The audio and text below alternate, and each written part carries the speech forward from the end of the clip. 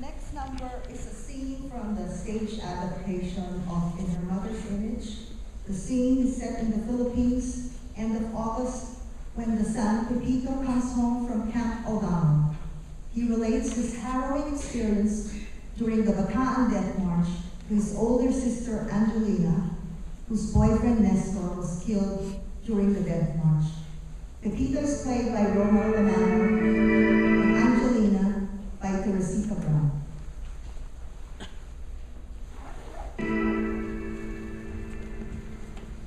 Let's say goodbye to the smiling, just for a while.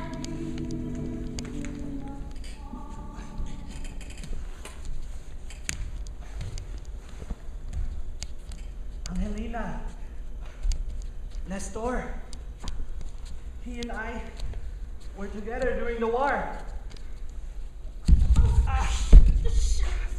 Don't talk now, rest.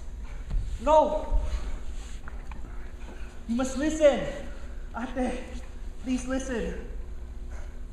Nestor, he was the one that kept me alive during that unbearable march to Camp O'Donnell. Men were dropping like flies, and all I wanted to do was go to the side of the road, lay down, and fall asleep forever.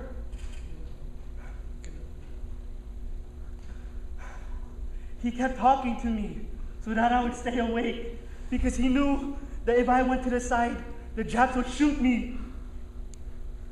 He told me how much he loved you. He told me that we'd all be together again one day, and that I would be the godfather of all of your children, all 5 of them. But one day, one of those filthy Japs, they threw rice at us. Ate, we had not eaten for many days. That rice that they threw at us was like manna from heaven. All the men scampered and ran to the rice, and they picked up tiny pieces of kernel.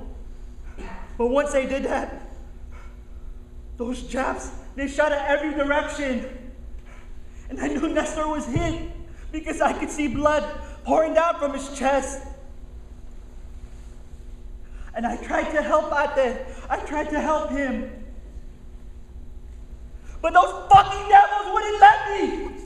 They wouldn't let me help him. I'm so sorry. I'm sorry. Shh. You must rest now, Pepito. Rest.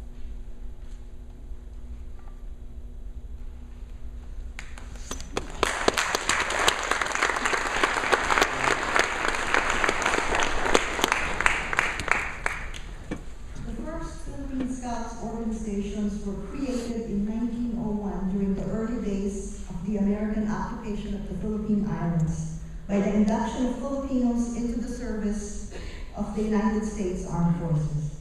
Here to tell us more about the Philippine Scouts Heritage Society is historian Robert Capistrano.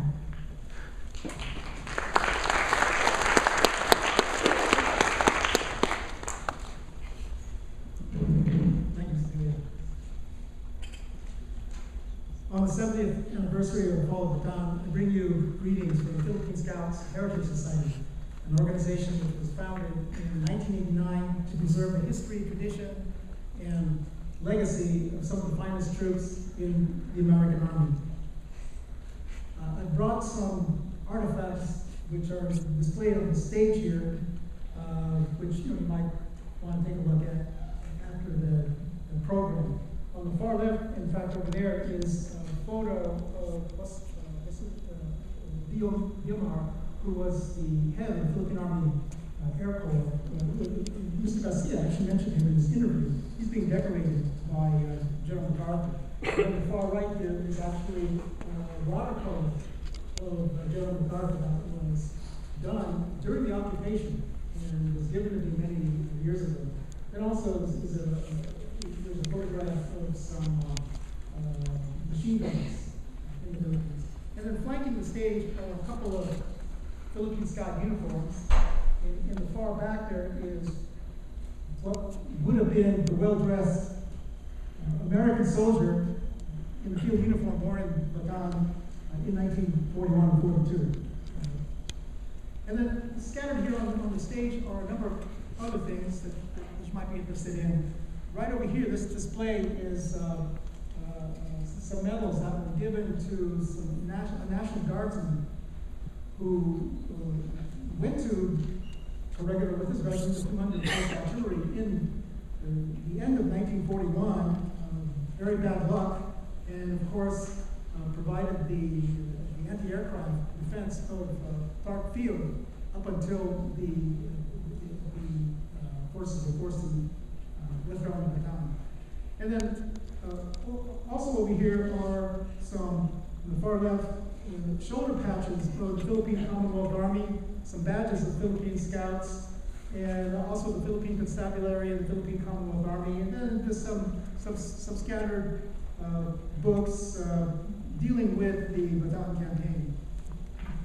So 70 years ago, after a 3-month siege on half and then quarter rations, and with the Imperial Japanese Army having broken through the Phil-Am Force's last defensive line, Major General Edward King surrendered his 75,000 troops. It was the largest force surrendered by the U.S. Army since the capitulation of General Robert E. Lee's Army of Northern Virginia in April 1865, 77 years earlier. The beleaguered defenders, most of whom were members of the Philippine Commonwealth Army, had held off the Japanese for nearly 2 months after the surrender of Singapore in February 1942. So by the time Bataan fell in April 1942, it was the last bastion of Asia that hadn't fallen to the Japanese. They had succeeded in denying the Japanese the use of Manila Bay and had seriously disrupted the Japanese timeline. The Philippine Scouts played a key role in the defense of Bataan. Made up of Filipino enlisted men with American officers and an integral part of the American Army for 40 years, the Scouts were originally formed in 1901 to fight the insurrectos and Moros during the Philippine-American War. The Bataan campaign proved that the Scouts were America's Gurkhas, a highly trained band of professional soldiers, which was to be disbanded shortly after the independence of the Philippines in 1948. Bataan was their finest hour.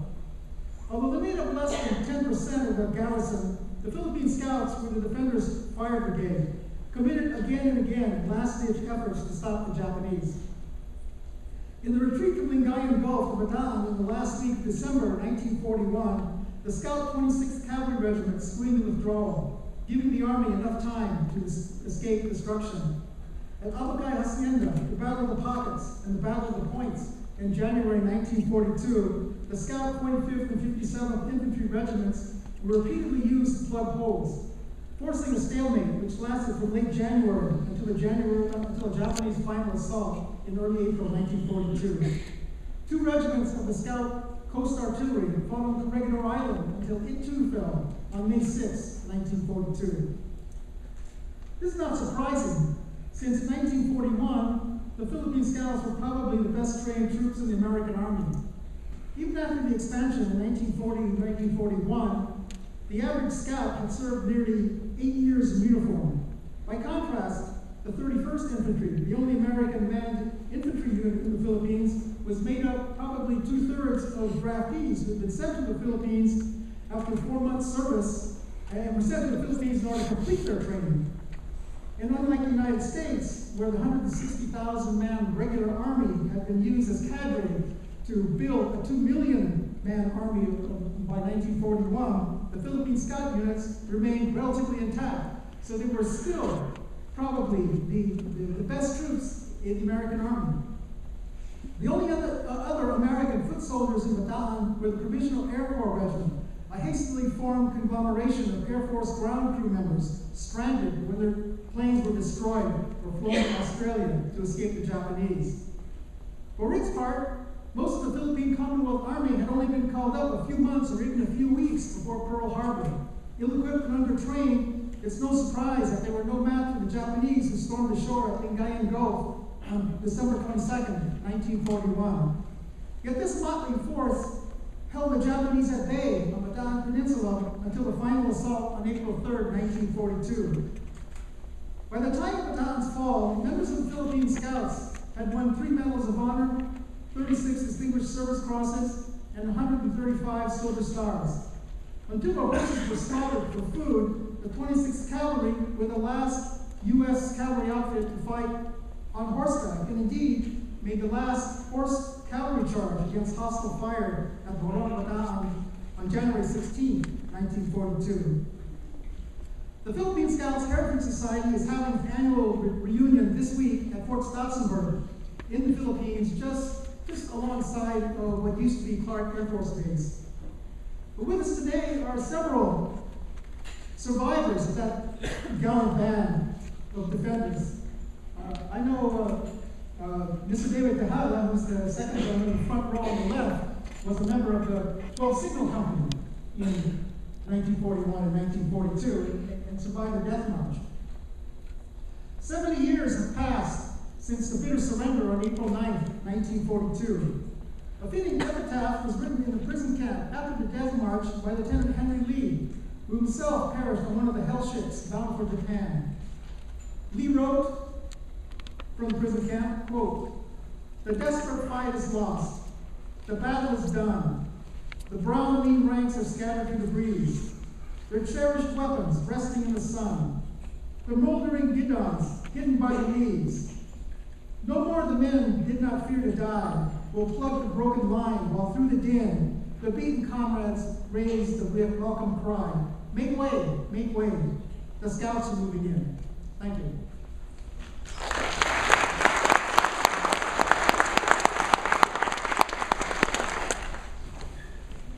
The next number is a poem from the Bataan Bastards of Bataan. It was written in 1942 by correspondent Frank Hewitt. It expresses the sentiments, the anguish, and the hopelessness of the troops who felt abandoned by the United States.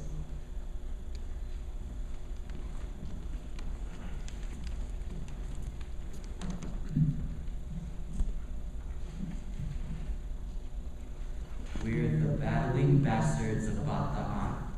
No mama, no papa, no Uncle Sam. No aunts, no uncles, no cousins, no nieces. No pills, no planes, no artillery pieces. And nobody gives a damn.